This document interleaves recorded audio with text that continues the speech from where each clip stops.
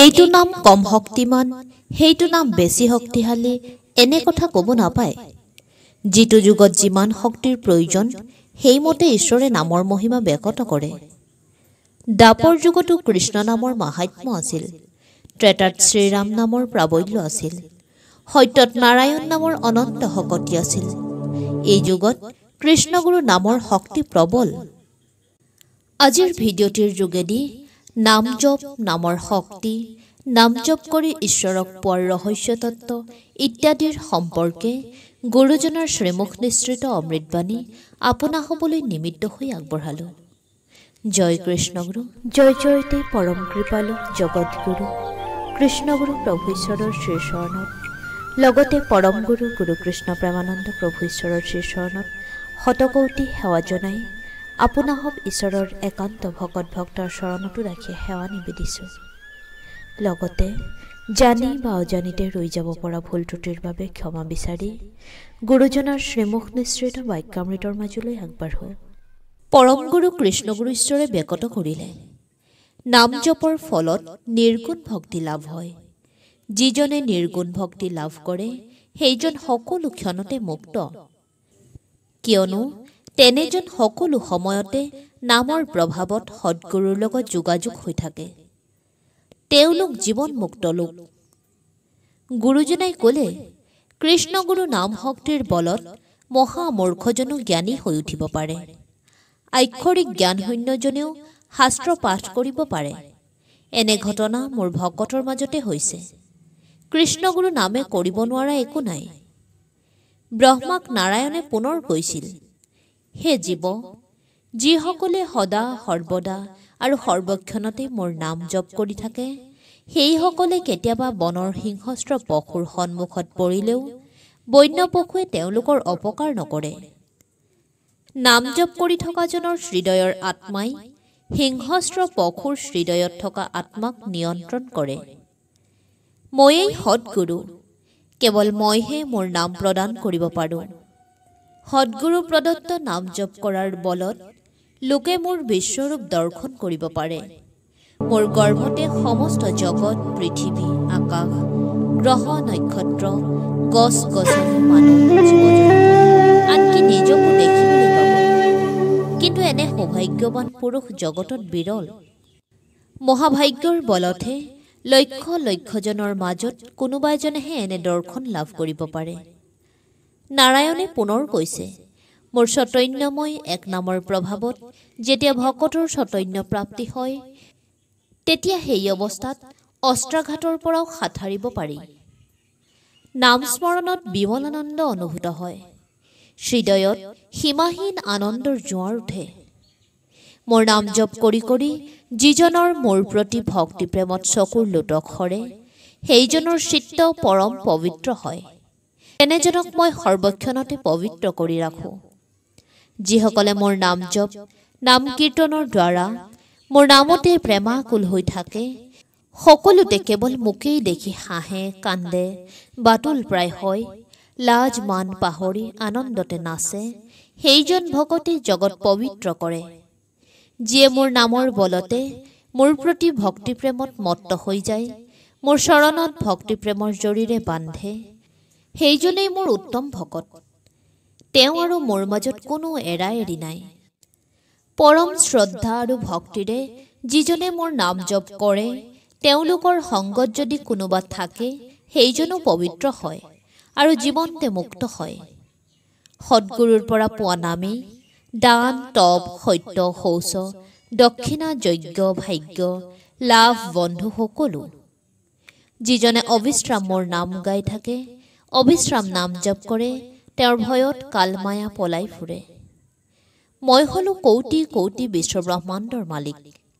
বিশ্বব্ৰহ্মাণ্ডৰ যত বস্তু আছে, সমস্ত মোৰেই।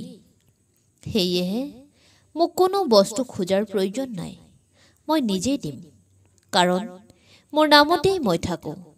সেয়ে মোৰ নাম লওঁতাজনে মোৰ পৰাই সকলো পায়। মোৰ নাম ল'লে বিষময় সংসাৰ সাগৰ মহা সুখে তৰি যাব পাৰে। মানৱী জনম অতিকৈ দুৰ্লভ। যিসকলে দুৰ্লভ মানৱী জন্ম পায়, মোৰ নামৰ বন্যা বোৱাই দিয়ে, সৰ্বস্ব ত্যাগ কৰি মোৰ নামকে সাৰ কৰে তেওঁলোকৰ জীৱন সাৰ্থক হ'ব। মহা অপৰাধীয়েও যদি মোৰ এই নাম শ্ৰদ্ধা বা হেলায়ে শুনে বা জপ কৰে বা স্মৰণ কৰে তেওঁ ততালিকে শুদ্ধ হৈ পৰিব। হে ব্ৰহ্মা, মই জগতৰ গুৰু, যুগে যুগে মই নানা অৱতাৰ ধাৰণ কৰোঁ। প্ৰতি অৱতাৰতে মই মোৰ নাম শক্তি যুগোপযোগী কৰি প্ৰকাশ কৰোঁ। মোৰ নাম স্মৰণ কৰা মাত্ৰকেই নামে শৰীৰত ক্ৰিয়া কৰে। মানুহৰ হিয়াতেই মোৰ নামৰ ভাণ্ডাৰ থাকে। মোৰ সৎগুৰু অৱতাৰত শৰণ লৈ যিসকলে সৎগুৰুৰ শ্ৰীমুখৰ পৰা মোৰ নামৰ বীজ গ্ৰহণ কৰিব তেওঁলোকৰ আত্মাৰ প্ৰকাশ হ'ব আৰু বিমল আনন্দ লাভ কৰিব।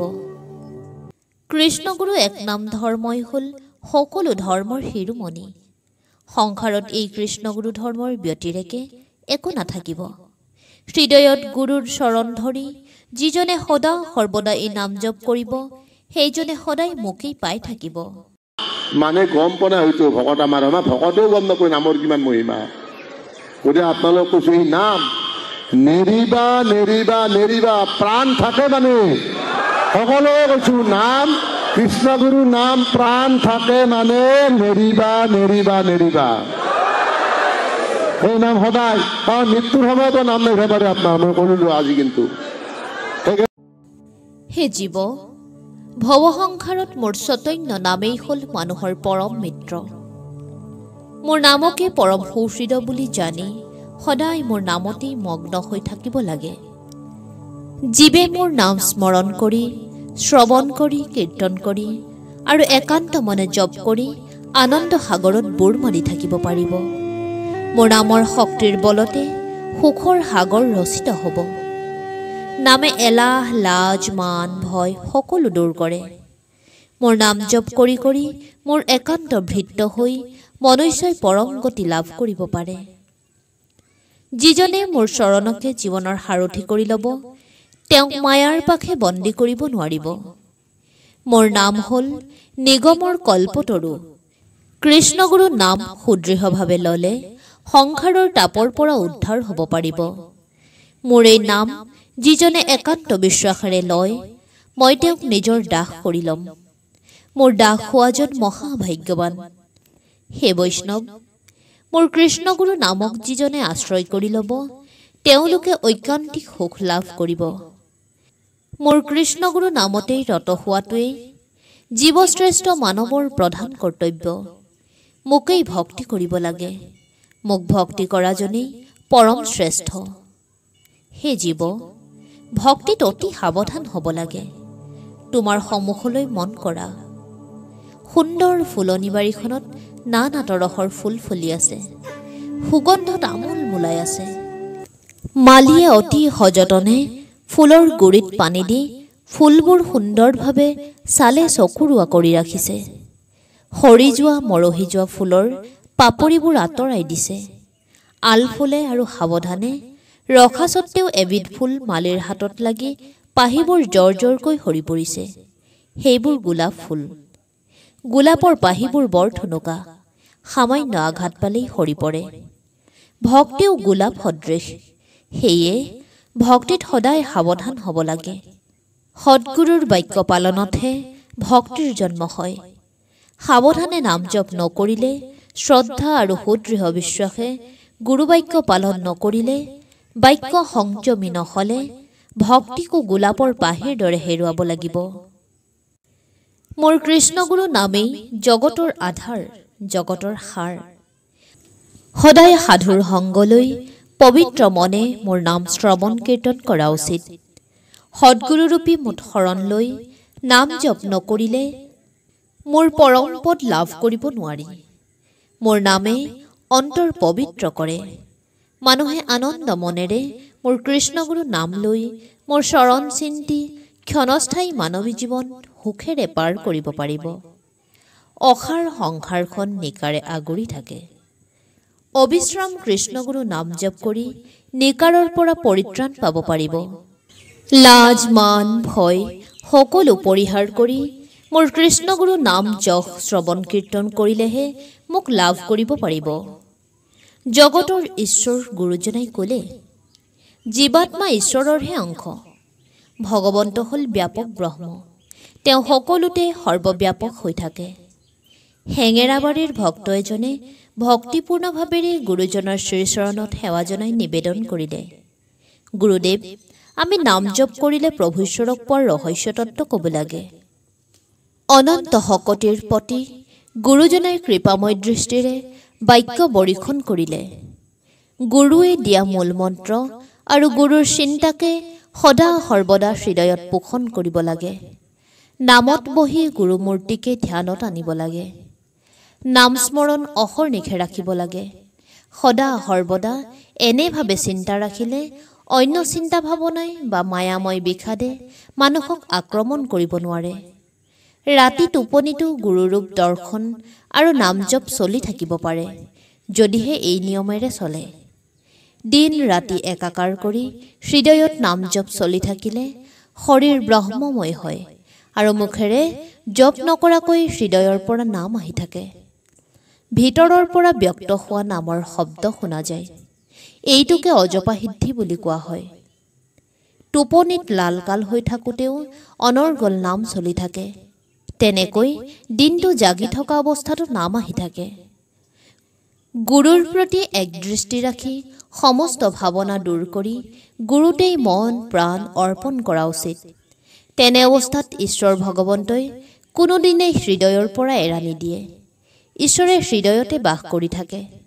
এনেকুৱা সিদ্ধি লাভ কৰিব পাৰিলে জগতবাসীৰ মংগল অনিবাৰ্য। তেনে ভক্তৰ সকলো ভূত আৰু জীৱৰ প্ৰতি দয়া, স্নেহ, প্ৰেম, মমতা অন্তৰত প্ৰকাশ পাব। কাৰো প্ৰতি হিংসা বিদ্বেষ আহিব নোৱাৰে। ঘৃণা, লজ্জা, ভয় এই তিনিবিধ নাইকিয়া হৈ পৰিব। মান, অভিমান আৰু আসন বসনৰ প্ৰতিও বৈৰাগ্য ভাৱ আহে। তেনেজনে গুৰুক দেখা মাত্ৰকে দুচকুৰ চকুলো বাগৰে। প্ৰেম ভক্তি আহে। জয় কৃষ্ণ গুৰু।